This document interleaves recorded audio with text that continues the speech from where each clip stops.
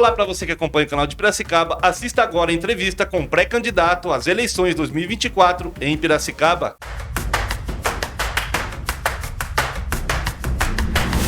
Quais ações do seu mandato você gostaria de destacar? Seja bem-vindo novamente. Obrigado, é um prazer muito grande estar aqui com vocês, obrigado pelo convite.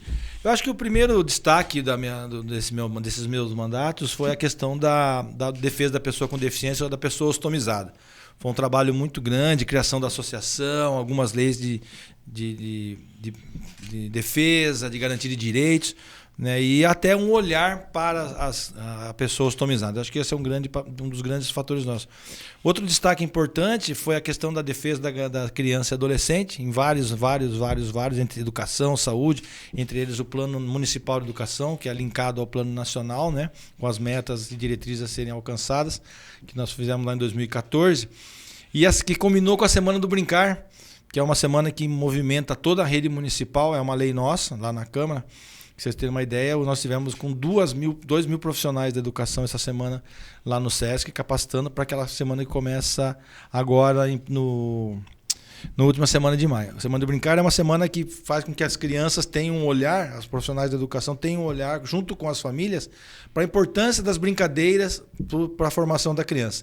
Então a criança, através da brincadeira, ela conhece seus limites, ela pratica atividades físicas, então ela passa a ter um convívio maior com as pessoas. A gente está vivendo num mundo tão internauta, tão digital, e momentos como esse de contato, de diálogo, de recreação, fazem com que, principalmente na primeira infância, essas crianças consigam a se envolver melhor. Então, acho que esse também foi um grande marco do nosso mandato. E um outro fator importante para a gente no nosso mandato foi a questão da construção da Semana da Alienação Parental.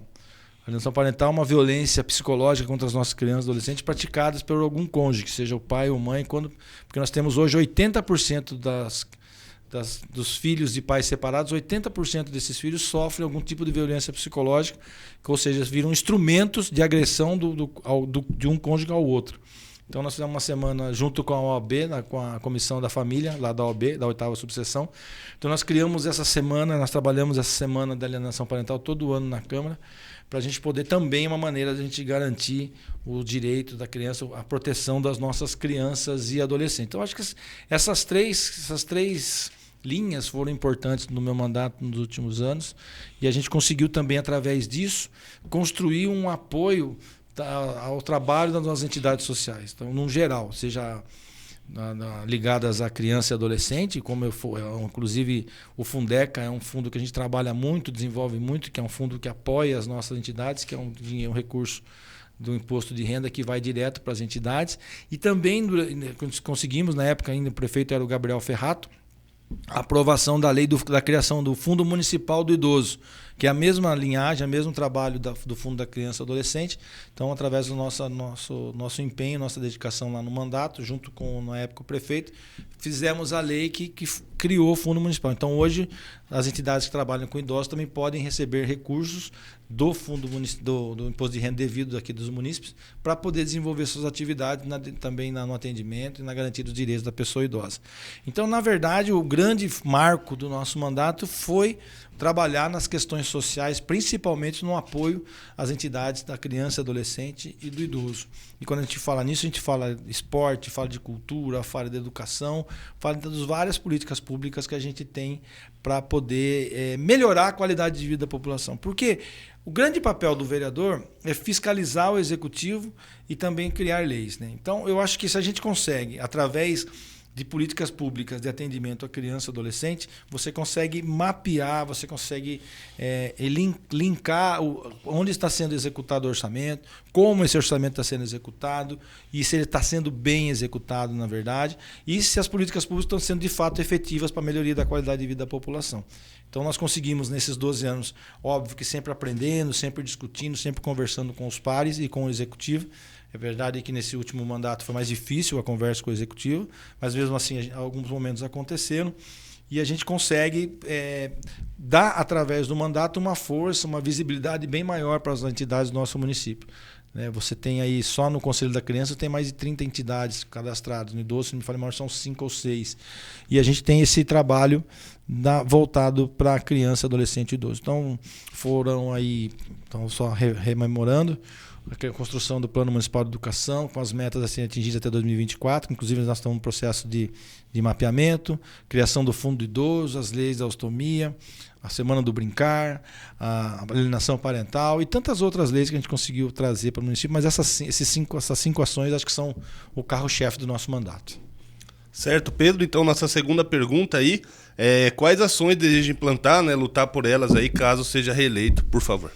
Olha, eu acho que para implantar ainda tem muita coisa a gente a estudar, mas eu acho que a gente, num próximo mandato, o grande papel do vereador, seja ele qual for, dos 23 vereadores, na verdade, vai ser uma reestruturação do município, ao meu ver. Nós precisamos ver primeiro a questão orçamentária do nosso município. Isso é uma coisa que está me preocupando muito para o próximo mandato. Afinal de contas, foram adquiridos muitos empréstimos. Apesar do dinheiro em caixa, muitos empréstimos foram adquiridos. Essa história de asfalto,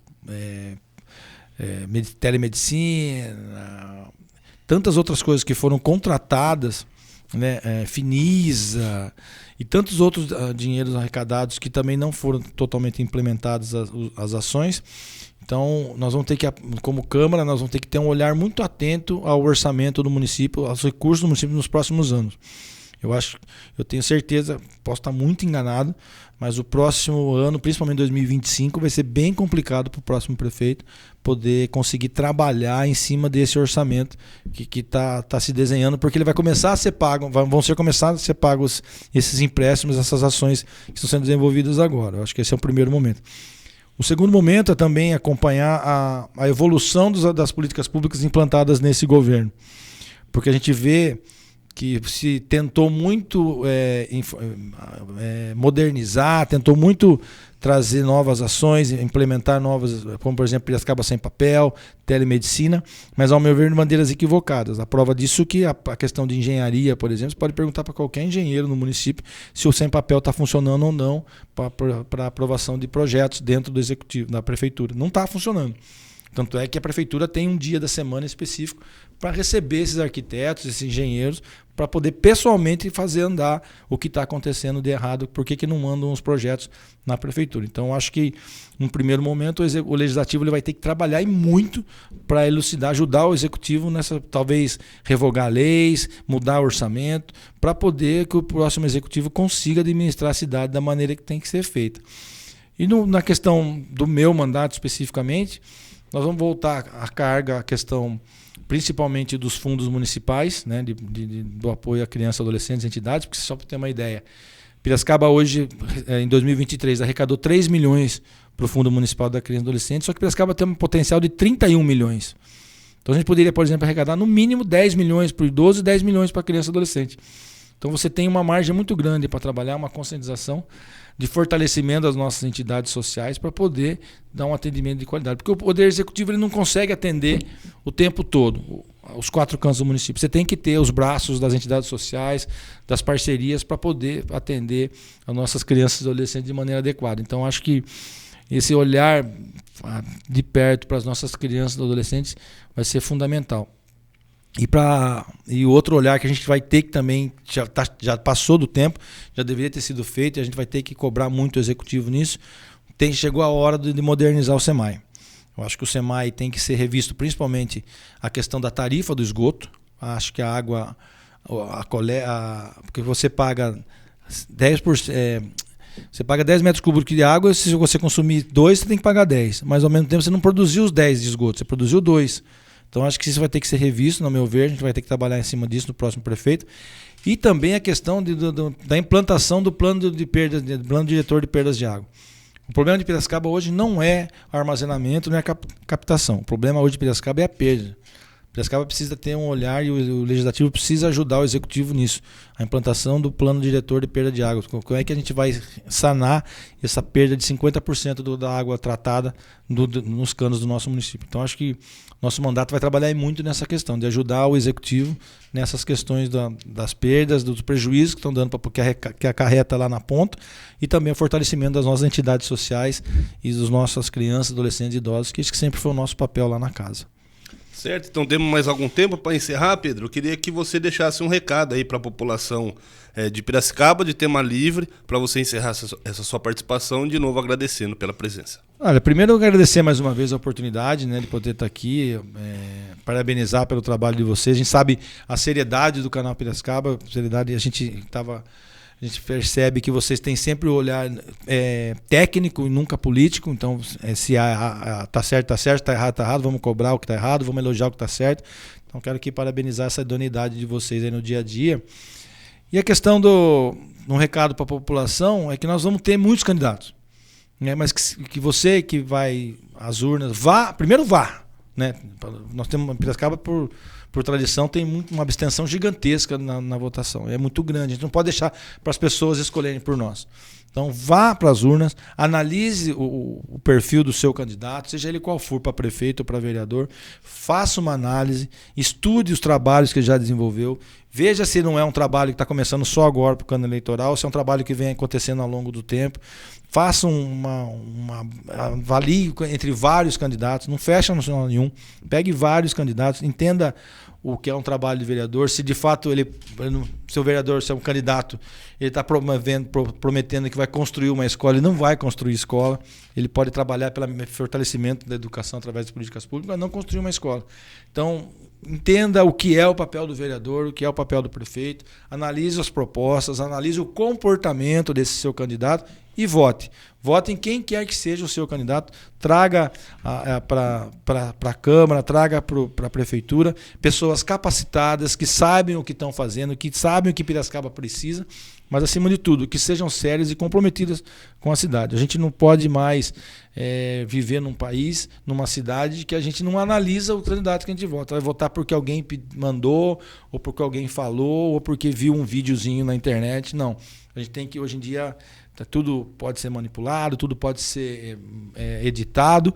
Então é muito importante que você conheça de fato aquele seu candidato, conheça de fato, ou algum amigo seu conheça e possa dar diretrizes, dar um voto de confiança, mas nunca faça nada sem analisar, não só na política, mas em qualquer momento, não compartilhar informações, seja lá o que for. Sempre analise com cautela, a fundo no que você vai fazer, porque isso só traz melhoria para a nossa cidade, só traz melhoria para o nono país, no nosso estado. Então, faça essa análise, faça sempre essa análise do trabalho que já foi desenvolvido por aquele pré-candidato e o que ele pode estar prometendo, o que ele pode executar nos próximos anos.